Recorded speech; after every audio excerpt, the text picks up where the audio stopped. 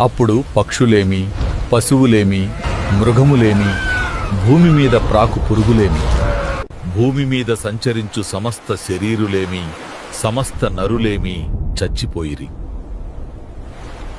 పొడినేల మీదనున్న వాటన్నిటిలోనూ నాసికారంధ్రములలో జీవాత్మ సంబంధమైన ఊపిరిగలవన్నీయు చనిపోయెను. నరులతో కూడా పశువులును, పురుగులును, ఆకాశ పక్షులను, నేలమీదనున్న జీవరాశులన్నీయు తుడిచివేయబడెను.